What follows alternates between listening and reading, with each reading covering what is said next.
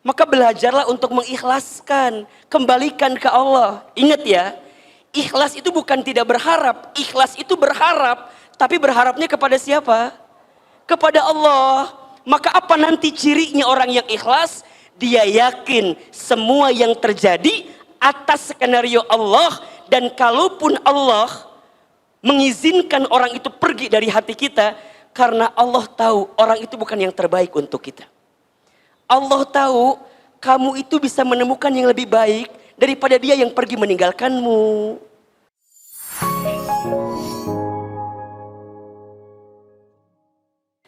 Topik kita sore ini adalah ikhlaskan, maafkan. Ahilman mau tanya, ikhlas itu susah atau mudah? Jawab, mudah atau susah? Susah atau mudah? Nah, kenapa ikhlas itu susah? Karena pahalanya surga. Kalau ringan pahalanya kipas angin, ya. Kulkas satu pintu, ya. Terus apa lagi? Payung dan piring cantik gitu ya. Ikhlas itu susah karena pahalanya surga. Memaafkan susah karena pahalanya surga. Maka setiap pahala yang besar itu pasti diiringi dengan ujian pengorbanan yang berat. Inna idhomal jazai ma'a idhomil balai. Sesungguhnya besarnya pahala itu tergantung beratnya ujian. Makin berat ujiannya, makin besar pahalanya. Kemudian kata Nabi SAW, Innallaha idza ahabba qauman ibtalahum. Sesungguhnya Allah, apabila Allah sedang mencintai seorang hamba, apabila Allah sedang mencintai suatu kaum, ibtalahum, maka Allah akan menguji kaum tersebut. Allah akan menguji hamba tersebut. Kenapa? Karena Allah mencintai hamba tersebut. Maka sesuatu yang harus menghadirkan keikhlasan, besar ujiannya, besar pengorbanannya, karena boleh jadi di dalamnya Allah siapkan pahala besar bagi kita karena sesuatu yang menyakiti kita. Maka ini quotes yang pertama dari Ahilman ya. Nggak mau kalah sama Abang Muhajir gitu ya. Gini, pertama cara kita memandang satu persoalan ya. Cara kita memandang satu masalah. Kalau kita melihat suatu masalah itu sebagai ujian yang berat, maka kita akan capek menerima itu. Tapi kalau kita melihat masalah itu atau ujian itu sebagai bentuk pesan cinta Allah kepada kita, maka kita akan ringan menerimanya. Maka teman-teman belajar, kalau dapat masalah, dapat ujian, maka masalah ujian itu adalah pesan cintanya Allah, berkah yang tersirat, pesan cinta yang tersurat, yang Allah berikan kepada kita karena Allah merindukan kita. Itu poinnya. Ini kan Ahilman dari wajahnya hampir sama semua ya. Wajah-wajah banyak masalah kelihatannya ini. Atau wajah-wajah yang sedang diuji gitu. Ahilman ingin berikan kabar kepada teman-teman, kalau teman-teman sedang diuji, bergembiralah. Karena teman-teman sedang dirindukan oleh Allah Subhanahu wa Ta'ala. Jadi di antara ciri dan cara Allah merindukan seorang hamba, dengan cara apa? Allah hadirkan ujian kepada hamba tersebut, agar hamba tersebut ketika mendapatkan ujian itu, dia jadi ingat ke Allah Subhanahu wa Ta'ala. Teman-teman nanti buka surat Al-Baqarah ayat 155, 156. Abah sudah buka, saya langsung ngintip barusan di situ. Apa kata Allah? وَلَنَبْلُوَنَّكُمْ بِشَيْءٍ مِّنَ الْخَوْفِ وَالْجُوعِ وَنَقْصٍ مِّنَ الْأَمْوَالِ وَالْأَنْفُسِ وَالثَّمَرَاتِ وَبَشِّرِ الصَّابِرِينَ. Dan pasti kata Allah, kami akan menguji kamu sekalian bisyai'in, dengan sesuatu yang sedikit saja, dengan sesuatu yang kecil saja. Ini yang jarang kita kupas sebenarnya ya. Teman-teman, kita ini suka ngerasa begini, kalau lagi dapat masalah, seakan masalah-masalah itu berat ya. Padahal sebenarnya dalam pandangan Allah, masalah itu kecil. Ini rumus. Jadi kalau teman-teman dikasih masalah, ingat masalah kita kecil. Tapi nikmat yang Allah berikan besar. Jangan kebalik. Kita mah kadang-kadang sok pinter ngitung masalah dibanding ngitung nikmat. Betul nggak? Kalau dikasih nikmat kadang-kadang kita ngerasa saeutik, dikasih masalah asapang loba masalah nak. Lihat wajah saya. Kumaha kuleuh. Da loba masalah teh ya meureunnan. Emang kumaha gitu? Kadang-kadang masalah tuh nggak seberapa, tapi kita yang seringkali merasa paling besar masalahnya. Maka tolong teman-teman ya, catat baik-baik. Ya Allah, masalahku berat, iya. Tapi aku tenang, karena aku punya Allah yang maha besar. Catat status yang kedua itu. Ya Allah, aku punya masalah yang berat. Tapi aku tenang, karena aku punya punya Allah yang maha besar. Jadi masalah itu kecil sebenarnya. Makanya dilanjutkan apa di antara persoalannya? Satu, minal khauf. Manusia diuji dengan ketakutan. Wal ju'i, dan kelaparan. Wa naqsi minal amwal, dan kekurangan harta. Ya, teman-teman kalau udah ngurusin harta pasti kurang terus, betul nggak? Ya, sudah punya gaji 3 juta, kurang atau tidak? Kurang kalau kita lihat orang gajinya 5 juta. Dikasih gaji 5 juta, lihat orang gaji 7 juta, kurang atau tidak? Kurang. Maka kita diajarkan kalau urusan dunia jangan lihat ke atas. Kunaon cangkel. Gitu Nyeri. Urusan dunia lihat ke bawah, urusan akhirat lihat kemana? Lihat ke atas. Teman-teman kalau urusan dunia lihat ke samping, lihat ke atas capek. Tetangga beli kulkas, orang kedinginan, ayah. Tetangga beli kompor gas, orang kepanasan. Tetangga beli mobil baru, kita katabrak. Udah cicing di harapan mobil tetangga orang. Tetangga masang parabola, orang minum Paramex. Jadi serba salah. Kalau urusan harta mah nggak ada habisnya. Betul apa enggak? Ujungnya naon? Iri. Punten mohon maaf, dengki. Iri we ka batur teh. Cenah. Mobil anyar, paling menang maling. Tuh. Mobil kumaha malingna. Iya. Teman-teman kadang-kadang sok julid ka batur. Nanya, si eta geus nikah padahal beungeutna teh sakumaha. Da perasaan alusan urang beungeutna teh. Nah hanya ulah julid teman-teman, ulah kitu. Eta teh tanda orang iri ka batur. Lebih baik batur jore payu dibanding orang keur mah jore teu payu deui. Jadi matakna soklah sing buru-buru nikah aminnya. Sayang nih jamaah teman hijrah nih GGM. Ganteng-ganteng mubazir. Sok sarua nih ieu ge sarua GGM. Naon Ahilman? Ganteng-ganteng muhajir.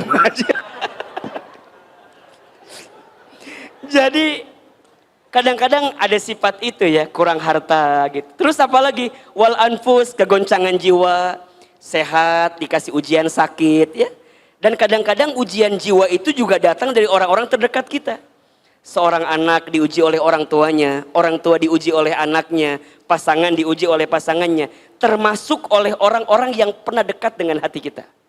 Yang kemudian nanti dia pergi meninggalkan kita. Di situ babnya nanti. Sampai wasamarot, ada harapan yang tak kunjung jadi kenyataan. Apa kata Allah? Kalau kalian diberikan ujian-ujian itu, maka tolong catat. Wabashir, kalian itu lagi dikasih kabar gembira sama Allah. Jadi kalau ada yang diuji dengan ketakutan, diuji dengan kelaparan, kekurangan harta, kegoncangan jiwa, dan harapan yang tak kunjung jadi kenyataan, tolong teman-teman catat, Allah sedang memberikan kabar gembira. Bagi siapa Ahilman? As-sabirin, bagi orang-orang yang sabar. Siapa orang yang sabar itu? Alladzina idza asabathum musibah qalu inna lillahi wa inna ilaihi rajiun. Orang yang sabar itu yang ketika ditimpa musibah dia hanya mengatakan semua datang dari Allah dan akan kembali kepada Allah. Semua milik Allah dan akan kembali kepada Allah. Itulah ikhlas. Jadi ikhlas itu apa Ahilman? Ikhlas itu saat kita berharap bersandar kepada Allah dalam setiap urusan kita. Maka kalau sekarang teman-teman belum ikhlas, apa jawabannya? Coba Ahilman tanya. Kalau kita belum ikhlas, berarti apa jawabannya? Kita masih berharap kepada siapa? Kepada manusia. Berarti kita masih belum berharap kepada Allah seutuhnya. Kita masih berharap kepada manusia. Teman-teman, ada orang yang pernah dekat dengan diri kita. pernah ada di hati kita. Kemudian dia pergi meninggalkan kita. Sakit atau tidak? Di mana sakitnya? Di dia dah. Sakit Ahilman. Kita berharap banyak, berharap besar sama dia, tapi kemudian dia nggak sesuai ekspektasi kita. Bukan salah dia yang pergi meninggalkan kita, salahnya kita terlalu berharap kepada dia. Catat, status hari Rabu itu. Jangan menyalahkan orang yang pergi meninggalkan kita, jangan. Tapi salahkan kita yang terlalu berharap kepada orang itu. Sehingga ketika dia pergi meninggalkan kita, jadi sakit hati kita. Karena terlalu berharap kepada manusia yang tak pantas jadikan harapan. Seringkali Ahilman sampaikan, berharap kepada manusia itu adalah patah hati yang disengaja. Makin berharap, makin siap patah hati dalam hidup ini. Maka belajarlah untuk mengikhlaskan, kembalikan ke Allah. Ingat ya, ikhlas itu bukan tidak berharap, ikhlas itu berharap. Tapi berharapnya kepada siapa? Kepada Allah. Maka apa nanti cirinya orang yang ikhlas? Dia yakin semua yang terjadi atas skenario Allah. Dan kalaupun Allah mengizinkan orang itu pergi dari hati kita, karena Allah tahu orang itu bukan yang terbaik untuk kita. Allah tahu kamu itu bisa menemukan yang lebih baik daripada dia yang pergi meninggalkanmu. Pertanyaannya, saha Ahilman? Tuing, Ahilman kita apal. Cuman yang jelas ikhlas ini adanya di sini nih. Belajar tadi kata Abah yang pertama apa? Ridho, menerima, tarimakan. Memang sudah terjadi. Teman-teman gak boleh ya bilang begini, coba dulu ya, seandainya dulu begini ya, coba kalau aku gak kenal sama dia ya, coba, enggak boleh. Sesuatu yang sudah terjadi, tidak boleh kita mengatakan hakada, seandainya hakada. La, teman-teman katakan qadarullah wa ma syaa fa'ala. Sudah jadi ketentuan Allah dan Allah menghendakinya. Kadang kita tuh nggak sadar ya, boleh jadi Allah pernah mengizinkan kita untuk mengenal tentang dia karena Allah sedang mengajarkan kepada kita tentang arti kehilangan dari seseorang yang kita cintai itu. Allah sedang mengajarkan kita bahwa berharap kepada manusia itu nggak enak banget, sakit banget. Kadang-kadang kita tuh butuh ngerasain sakit hati sedikit gitu ya. Kadang-kadang kita harus ngerasain sesuatu yang sakit karena ada pesan gembira yang Allah siapkan untuk kita. Maka kalau sekarang punten ya, teman-teman masih ngungkit, Ustadz coba begini, aku teh kurang apa ya? Kurang gelis merenan. Yang Ikhwan nanya, aku teh kurang apa ya? Kenapa dia pergi meninggalkan saya? Hiji, kurang duit. Lamun orang sibuk, kalau kita sibuk mencari alasan, capek. Karena akan ada selalu beribu alasan yang menguatkan engkau untuk tidak ikhlas. Itu setan. Jadi kalau teman-teman udah bilang, kenapa ya? Kenapa? Makin sombong kita. Harusnya kan dia tuh mengerti, aku tuh begini. Makin banyak mencari alasan, makin tidak akan bisa ikhlas kita menghadapi setiap ujian. Udah, balikin aja ke Allah. Terima. Jangan pernah menghina keadaan. Karena malam pun tidak pernah menghina takdirnya menjadi gelap. Jangan pernah menghina keadaan. Karena daun pun tidak pernah marah kepada angin yang membuat dia terjatuh dari ranting pohonnya. Jangan minta diulangi deui. Poho deui Ahilman ngomong naon bieu teh. Terimakan aja, terima, ridho. Maka tadi lanjutkan hadisnya. Faman rodiya falahur ridho. Barang siapa yang ridho dengan ketentuan Allah, yang ridho dengan keadaan yang Allah berikan kepada dirinya, falahur ridho. Maka di situ ada keridhaan Allah. Waman sakhito falahus sukhtu. Dan barang siapa yang murka, yang marah, yang benci dengan ketentuan Allah, maka ada kemurkaan Allah di situ. Teman-teman, kalau teman-teman sibuk mencari alasan dari setiap apa yang pergi meninggalkan kita, maka teman-teman tidak akan pernah ikhlas. Mulai hari ini, kalau ingat ya, kalau teman-teman merasa sudah tidak ada lagi pundak manusia yang bisa dijadikan sandaran. Kalau sudah tidak ada lagi telinga manusia yang bisa mendengarkan perasaan hati kita, sudah saatnya tempat bersujud menjadi berbisik terbaik untuk kita bermohon kepada Allah Subhanahu wa taala. Kalau bahasa kita mah nges atuh, kembali ke Allah. Back to Allah. Boleh jadi selama ini hidup kita terlalu berharap kepada makhluk, kepada manusia, sehingga kita dibuat sakit hati dengan keadaan itu. Ikhlas melepaskan, ridho menerima. Maka nanti ada dua istilah ya, ada ridho, ada ikhlas. Apa bedanya? Ridho itu saat menerima, ikhlas itu saat apa? Saat melepas. Makanya ada lagu kan? Apa lagunya? Melepas dengan ikhlas. Lagu saya teteh Lesti apal. jadi gini. Oke, kalau teman-teman dapat sesuatu yang menyakitkan, apa sikapnya? Ridho, terima. Kemudian teman-teman berusaha untuk tegar, apa sikapnya? Ikhlas. Terima keadaannya, ikhlas melepaskan keadaan itu. Ngelepasinnya kemana? Ngelepasinnya ke Allah Subhanahu wa taala. Ya Allah, ternyata orang yang pernah aku berharap kepadanya, kemudian dia pergi meninggalkanku ya Allah. Aku terima keadaan ini dan aku berharap kepadamu ya Allah, berikan pengganti yang lebih baik dari sakit hati yang pernah aku rasakan. Maka apa yang kedua? Maafkan. Maafkan itu kan saat orang menyakiti hati kita, betul apa enggak? Teman-teman berbuat baik sama orang, kan normalnya pengennya orang tuh berbuat baik lagi sama kita, betul apa enggak? Kan orang yang sakit hati tuh begitu tuh. Orang kita udah berbuat baik, tapi orang enggak berbuat baik sama kita. Jadinya apa? Sakit hati, kan gitu ya. Ahilman yakin, teman-teman yang belum bisa ikhlas, kira-kira di antara sebabnya karena itu. Aku teh udah berkorban untuk dia. Aku teh udah ngasih banyak untuk dia. Tapi kemudian dia pergi mencampakkan aku. Kan itu bahasanya gitu. Aku udah ngasih sekian, aku memberi sekian, berkorban sekian. Kan harusnya dia tuh balas lagi lebih baik dong ke aku. Harusnya dia tuh peka dong ke aku. Kan itu pengennya kita, betul apa enggak?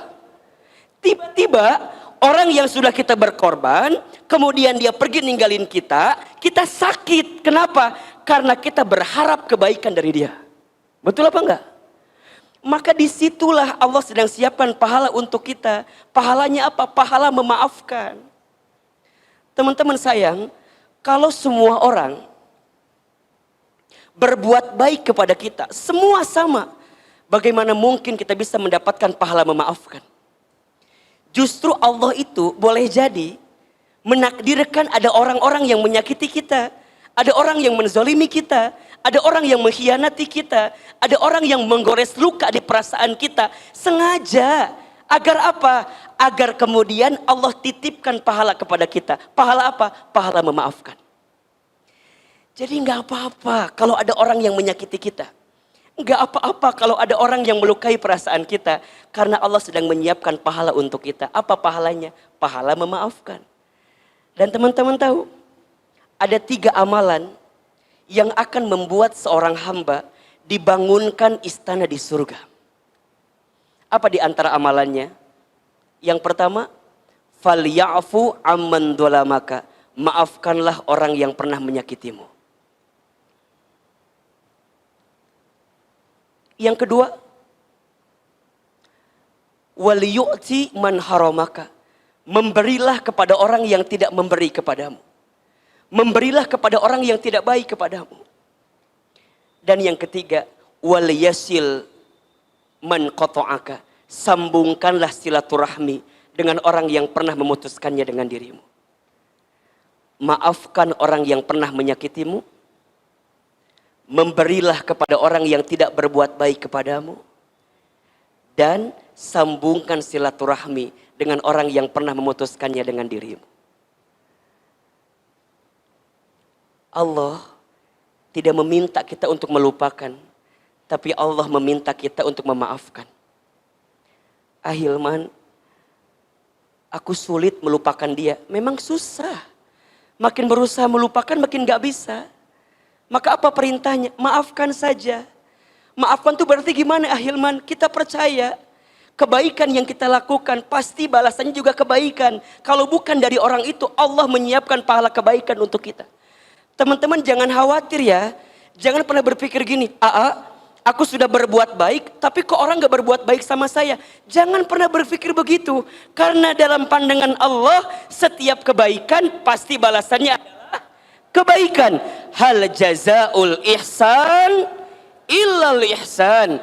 Tidak ada satu kebaikan pun kecuali balasannya adalah kebaikan. Famay ya'mal mithqala dzarratin khairan yarah wa may ya'mal mithqala dzarratin syarran yarah. Barang siapa yang berbuat kebaikan walaupun sebesar biji dzarrah, Allah pasti membalas kebaikan itu.